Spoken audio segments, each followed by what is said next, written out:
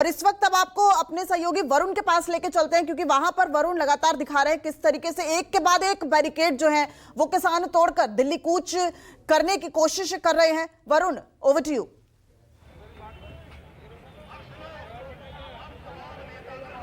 देखिए, अभी फिलहाल किसान यहाँ पर बैठे हुए हैं, बैरिकेडिंग लगा दी गई है और सीधे तौर पे अगर आप समझें तो शायद आप समझ सकते हैं कि अभी किसानों का जो मूड है वो ये कि ज़्यादा से ज़्यादा किसान इस यहाँ तक पहुँच जाएं। किसानों ने यहाँ से आह्वान किया है कि उनके 3 बड़े नेता यहाँ पहुँचने वाले हैं, उनको ना रोका जाए। अगर उनको रोका जाता है तो बाकी जो किसान यहाँ बैठे हैं वो आगे की तरफ कूच करेंगे। अगर उनको नहीं रोका जाता तो फिलहाल किसान यहाँ पर बैठने के लिए अभी फ़िलहाल तैयार हैं।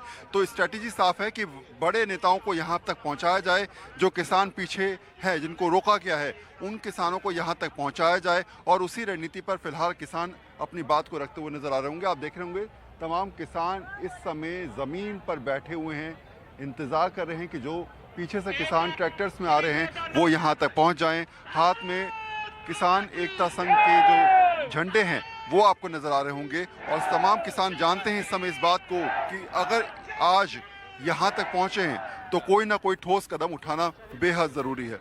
आपको लगता है कि आज जो स्थिति बनी है उसमें कम से कम फैसला हो, कोई बातचीत हो, कोई ठोस कदम? फैसला होना चाहिए, किसानों के हित में फैसला होना चाहिए। किसान सड़क में 10-15 साल से, और इसका जो फैसला होना चाहिए 10% और 64% का।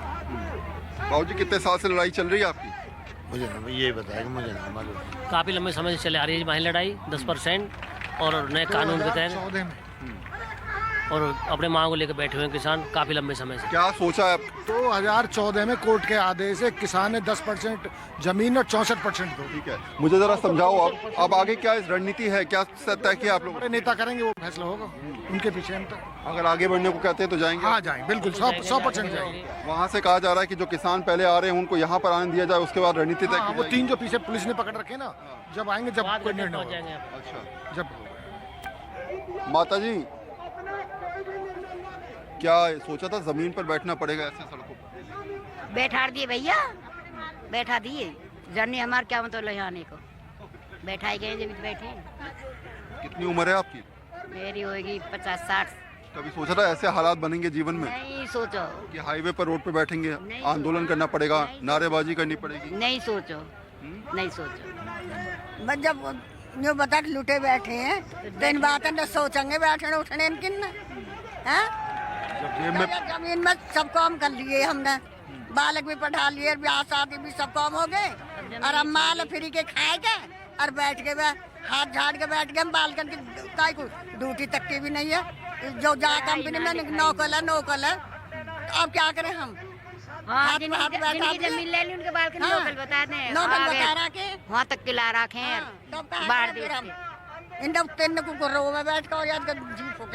तो यही तो आंसू हैं किसानों के, जो इस समय यहाँ पर अपने व्यक्त करते किसान नजर आ रहे हैं। आप ये समझिए कि शायद ये एक दिन का आक्रोश नहीं है, ये लगातार पिछले कई दिनों का आक्रोश है जो अब सड़कों पर निकल रहा है।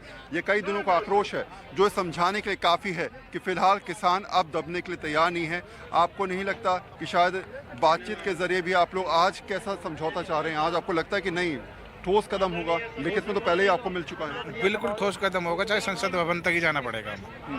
कुछ भी नहीं करेंगे, जो भी जाएंगे वहीं तक जाएंगे। अच्छा, पूरी रणनीति है हमारी, वहीं तक जाएंगे, संसद भवन तक ही।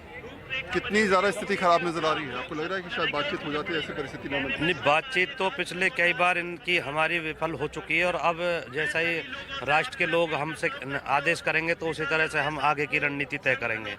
और अभी पंचायत सुचारू हो चुकी है और जल्द ही इनका आदेश आएगा तो हम दिल्ली के लिए रवाना होंगे।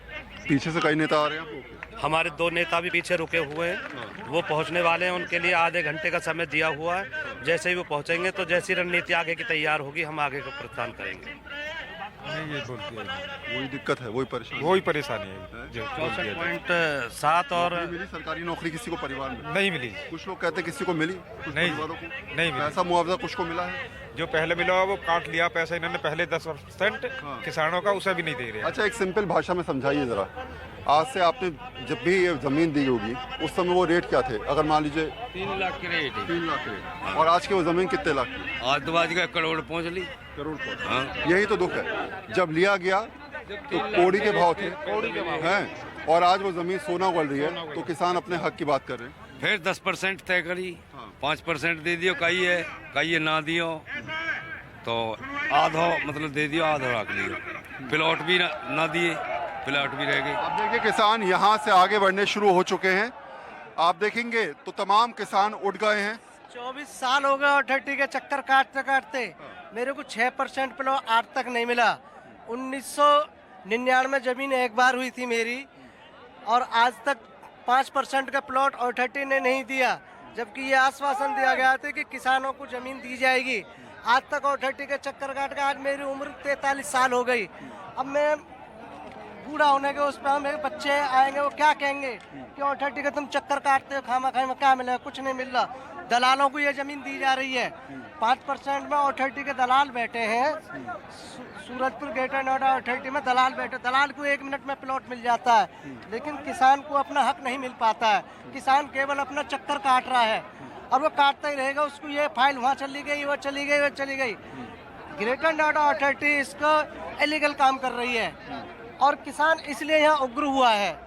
और ये तुम देख रहे हो, आप भी किसान के बेटे हो गए, ऐसी बात नहीं है। जब